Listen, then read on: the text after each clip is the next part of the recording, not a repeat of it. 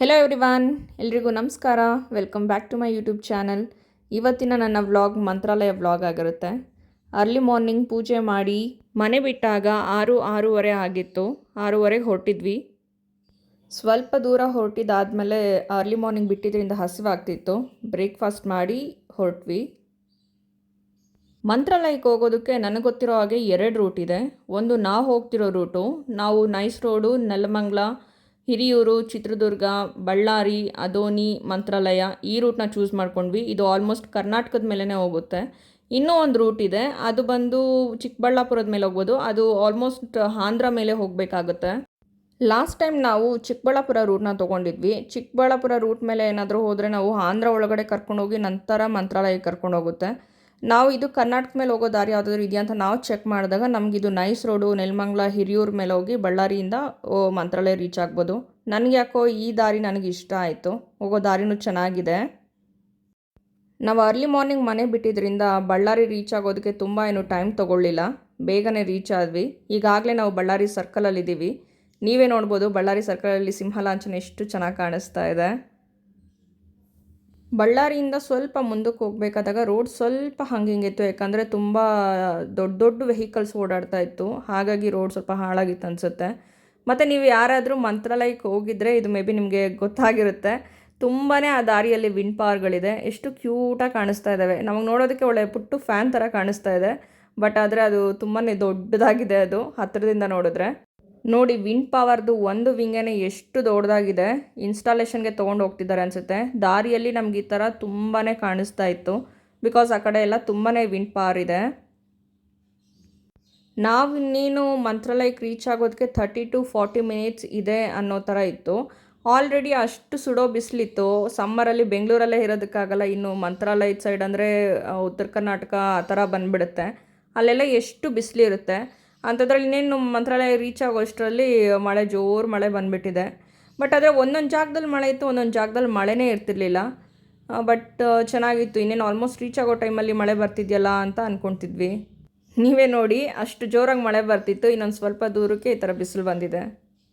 ಫೈನಲಾಗಿ ಮಂತ್ರಾಲಯ reach ಆದ್ವಿ. Reach ಆದಮೇಲೆ ಸ್ವಲ್ಪ ಫ್ರೆಶ್ ಅಪ್ ಆಗಿ ರೆಡಿಯಾಗಿ ನಾನು ಮತ್ತು ನನ್ನ ಹಸ್ಬೆಂಡು ದರ್ಶನಕ್ಕೆ ಹೋಗೋಣ ಅಂತ ಹೊರಟಿದ್ವಿ. ಆವಾಗ ಈ ಗಂಧ ಒಂದು ಇಟ್ಸ್ಕೊಂಡು ಹೋದರೆ ಒಂಥರ ಲಕ್ಷಣ ಚೆನ್ನಾಗಿರುತ್ತೆ ಅಂತ ಇಟ್ಸ್ಕೊಂಡು ಹೊರಟಿದ್ದೀವಿ. ನಮ್ಮ ಕಾರ್ ಪಾರ್ಕಿಂಗಿಂದ ದೇವಸ್ಥಾನ ವಾಕಬಲ್ ಡಿಸ್ಟೆನ್ಸ್ ಇತ್ತು. ಸೊ ನಡ್ಕೊಂಡು ಹೋಗೋಣ ಅಂತ ಹೇಳಿಬಿಟ್ಟು ಮುಂದೆ ನಡ್ಕೊಂಡು ಹೋಗ್ತಾ ಇದ್ದೀವಿ ಸ್ಟ್ರೀಟಲ್ಲಿ. ಇನ್ನೇನು ದೇವಸ್ಥಾನದೊಳಗೆ ಹೋಗಬೇಕು. ಹೊರಗಡೆ ಎಲ್ಲ ಹೂವು ಮಾರ್ತಿದ್ರು. ಹೂವು ತುಂಬ ಚೆನ್ನಾಗಿತ್ತು. ಅಪರೂಪಕ್ಕೆ ನಾನು ಹೂವೇ ಮುಡಿದೇ ಇರೋಳು ಹೂವು ಇಷ್ಟ ಆಗ್ತಿತ್ತು. ದೇವಸ್ಥಾನಕ್ಕೆ ಹೊರಟಿದ್ದೀವಲ್ಲ, ಮುಡ್ಕೊಂಡ್ರೆ ಚೆನ್ನಾಗಿರುತ್ತೆ ಅಂತ ನನ್ನ ಹಸ್ಬೆಂಡ್ನ ಕೇಳಿದೆ.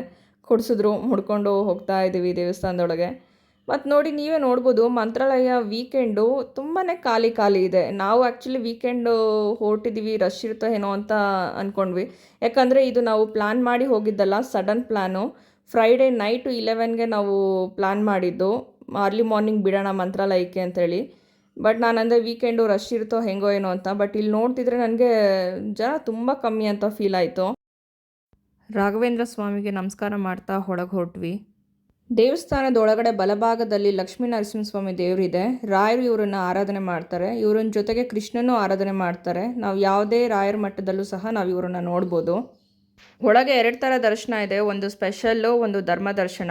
ನಾವು ಯಾವುದೇ ರೀತಿ ಸ್ಪೆಷಲ್ ತೊಗೊಳ್ಲಿಲ್ಲ. ಧರ್ಮ ದರ್ಶನಕ್ಕೆ ಹೋಗೋಣ ಅಂತೇಳಿ ಹೊರಟಿದ್ದೀವಿ. ಯಾಕಂದರೆ ನೀವೇ ನೋಡ್ಬೋದು, ವೀಕೆಂಡ್ ಆದರೂ ನಮಗೇನಲ್ಲ ಅಷ್ಟಾಗಿ ಜನ ಕಾಣಿಸ್ತಿಲ್ಲ. ಮತ್ತೆಲ್ಲೂ ನಾವು ನಿಂತ್ಕೊಂಡು ರಶ್ಶು ಕ್ಯೂ ಅಂತ ಏನೂ ವೆಯ್ಟ್ ಮಾಡಿಲ್ಲ.